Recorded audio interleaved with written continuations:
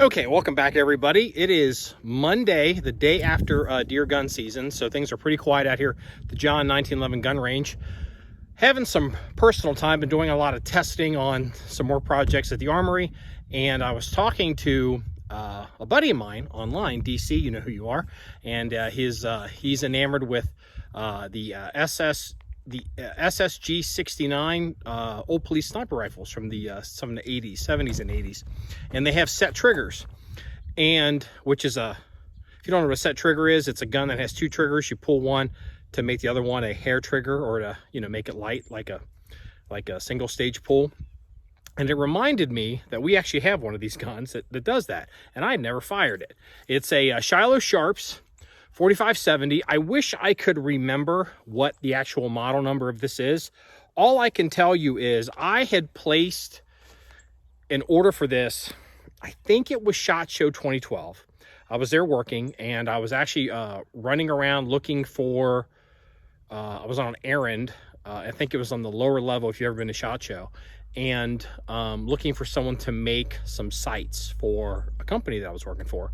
And I ran across the Shiloh Sharps company. And I'm not a cowboy gun guy, lever action guy, Old West guy. It's not my bag, but the Shiloh Sharps booth was pretty dead. The guy looked pretty friendly, and I just walked by. I'm like, tell me about your products, and asked him a bunch of questions, and ended up leaving with a deposit on the gun. And it was about 2 years later, I think it was 19, 20 months later, I got the call, and this rifle showed up. And so that the order was 2012, so figure 2014, 2013, 2014, the gun shows up, and I hadn't shot it. That's been 10 years. And so no excuses, been busy, obviously, running the gun range, running the armory, running the social media, running a website, setting up a store, which we've now reopened as of this 4 or 5 days ago.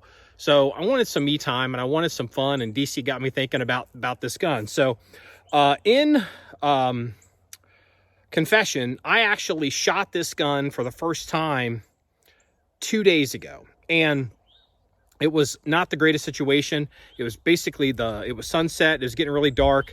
The targets downrange were basically gray. You couldn't really see them. I didn't have them painted a bright color for the change of the season, so I painted them white here today. And, with my aging eyes, I'm going to go for, there's a 50, 100, maybe 175, and a 200. We'll see how it goes. Looking at a generic ballistics chart for 4570. 405 grain 4570, again, not matched to this gun or barrel length. It looks like it's, if you're 0 to 100, 3.5 inch drop at 150, and I think it was basically 10.5 inch drop at 200. Like it was like 10.35 or something like that. So we're gonna try to figure out the sights.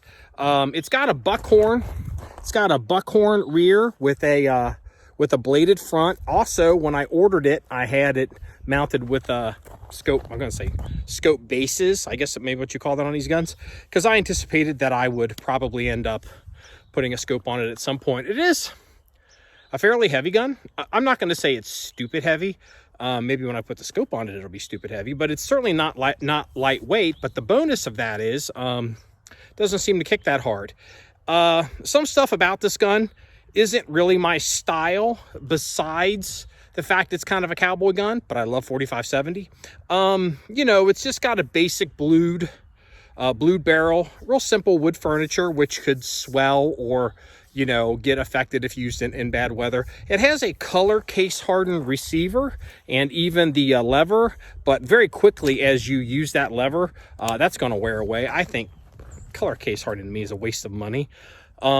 Actually, the people at Sharps might even remember this conversation. When I was talking to the gentleman back at the 2012 SHOT Show, I had actually asked the guy, is it possible to get synthetic furniture for a Sharps rifle? And, he was nice enough to not, slap me across my face or, laugh at me in front of a bunch of people. But, basically it was like, no, our basic rifle was this. So this is a basic rifle. For those asking, it is not a Quigley rifle. This company is the company that made the Quigley rifles for the movie. You can order that. I believe it's exceedingly more expensive.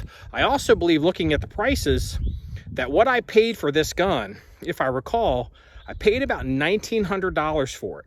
And the prices I'm seeing online look like they're substantially higher than that for basically the same gun. So if you're not familiar with this, let's go ahead and show the action real quick. It is a falling block single shot system. So if you ever seen a Ruger number 1, it's the same idea. So let's talk about safety. So we have, this is hammer down, a bit closer. There's hammer down. There's what we would call half cock, safe to admin the gun. The firing pin is not going to be up against the primer. Then there is full cock. Now also, so if you were to load it, what you would do after you fire the gun, you would pull the half cock, drop the lever, which makes the block fall, opens up a channel. You slide in around, comes back up, cock all the way, and you can shoot. Now there is a extra little trick here, because you can see the set triggers when I was talking to DC about this. So it's safe to dry fire this. So that's a, fairly heavier pull. I mean, I'm not gonna say it's heavy, but it's a heavier pull. I'll measure it when we get back to the armory, but let me show you this. So you pull back the second trigger, and that gets you what they call the hair trigger in the old days. And it literally, I mean, it's like, off it goes. So that is how you work with one of these guns, admin them, and do all that. So let's set up the cameras to maybe point at the targets. I don't have the telescopes today to see the targets directly, but hopefully I'll be able to zoom in and you can see me missing targets at 1 and 200. I think that might be a 150. That could be a 175 from here. Let's get after it.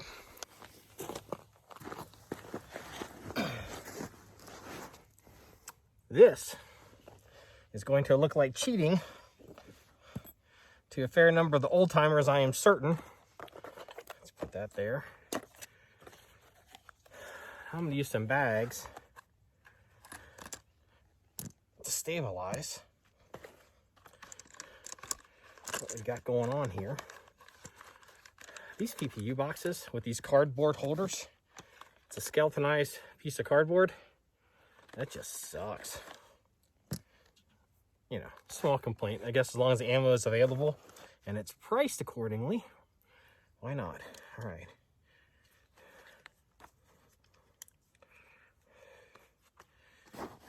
Let's try that.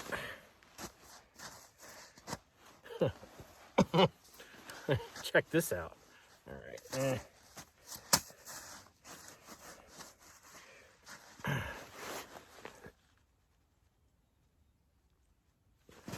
All right.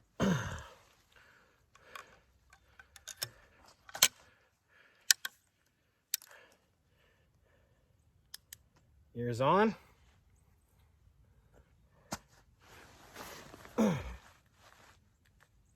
Nope. Hold on. We're bone on bone. Can't do that.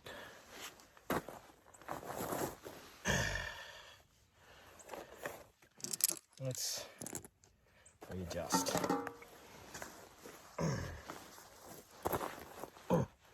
There you go. Here, trigger. 100 yards. Oh, come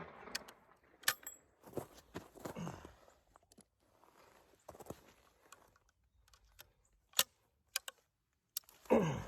Here, trigger.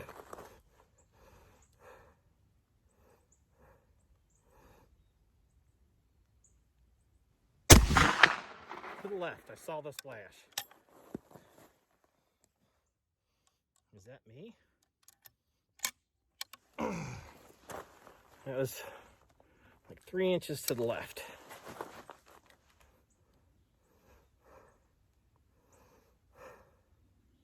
There we go.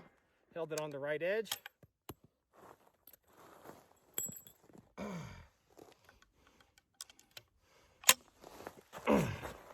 Doesn't count unless you can do it twice.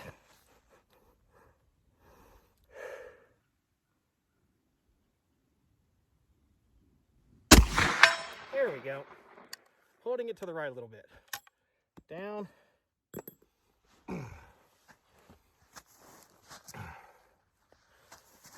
It's a heavy gun.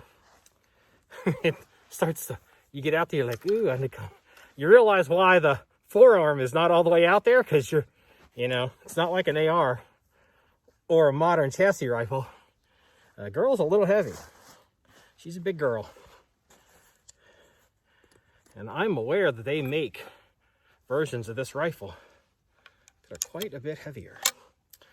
Here's a target, a little 10-inch plate. It's about 55 yards off the right edge. Slam the hell out of that. Honestly, not to be the range Nazi to myself, shooting this big lead bullet at a piece of steel at 60 yards with no eye protection, that's pretty sketchy. Just in case you don't realize that. Out it comes. And I said,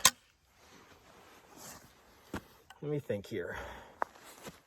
I said 10.35 inches, so functionally 10.5 inches at 200 yards drop. I have a full-size piece of silhouette at exactly 200 yards from here. You should be able to see it on the other camera. It is literally as big as my chest. And so, I guess it's a good time to say this. We have some very big steel on this range. We have small steel. We have little 10-inch plates and some 8-inch plates and some little gongs out there. But the big steel was for iron-sided guns like this. A kind of hunting, East Coast hunting, extended East Coast hunting ranges. To still, you're not shooting quarter MOA groups, but you still want to see if you can hit something. And so, in that example, a giant piece of steel is actually quite, it's beneficial and, enjoyable. Whereas if you're just shooting a bunch of little stuff and you're not a long-range shooter of these guns, like I am not, it would just be frustrating. All right, let's see.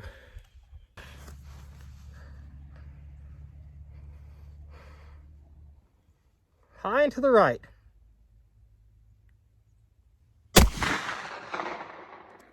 Holy cow, that was crazy off. No wonder I couldn't hit anything at 200. That was a miss at 200. Let's... Unsupported. 200 yards, 10.5 inch drop. I'm going to hold it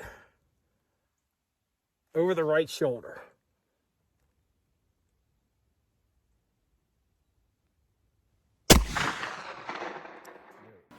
No impact seen, and if me holding off the right shoulder is any indication, that thing landed in the tree line. Let's do 10-inch drop, dead center.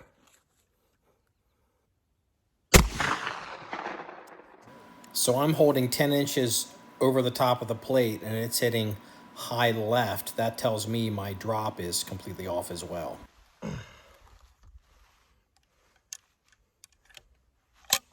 Let's try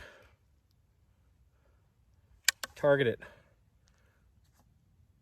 about 150.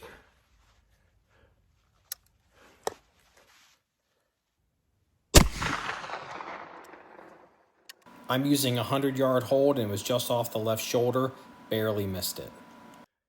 Not looking good.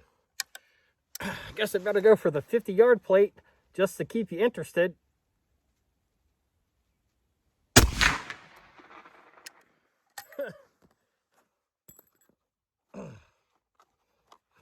I'm leaving that in.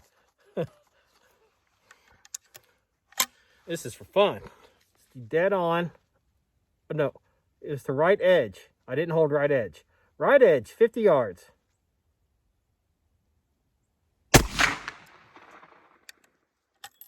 Negative impact. In an effort to fill airtime while I'm resting my arm, I discovered while shooting this gun, it's a Sharps Model 1874, in case you're looking to order one, because it says it right here on top of the barrel. I didn't know the model number when I started filming, so, all right. which might be a contributing factor as to why I'm missing. Let's try 50 yards, right, favor right. There we go. Gosh darn it. Now, actually, there is elevator sight.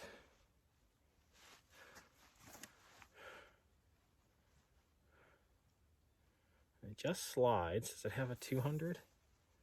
All right, it bottoms out and says there's a 2. Yeah. So maybe we'll try, maybe we'll trust the Sharps rifle sights instead of the internet drop on 4570, huh? Let's try again at 200 yards. We'll do hairline trigger. We will hold dead on. Try that again. Kind of broke to the left. Definitely not a gun that I put out for public consumption as a resume builder. But you know, they say you have to be willing to look like an idiot before you can actually get good at anything. Let's try the 200 at the 150. See what we get. On the right edge.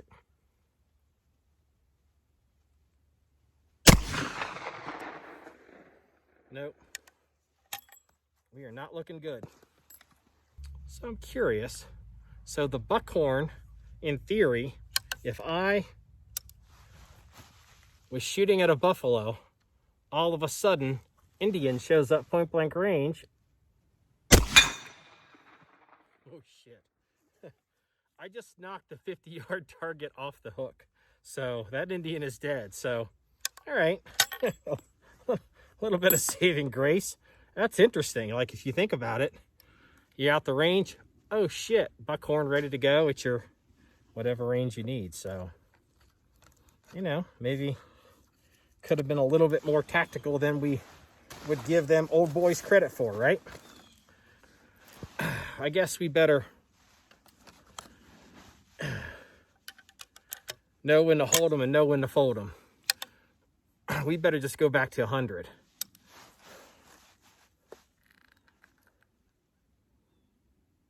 Middle of target, dead center, no windage hold.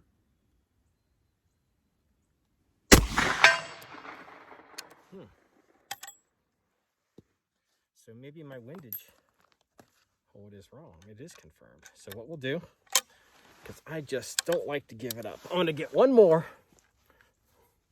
100 yards, middle of target, dead center, no windage hold.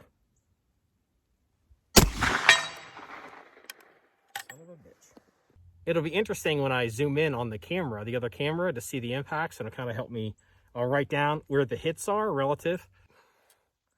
All right.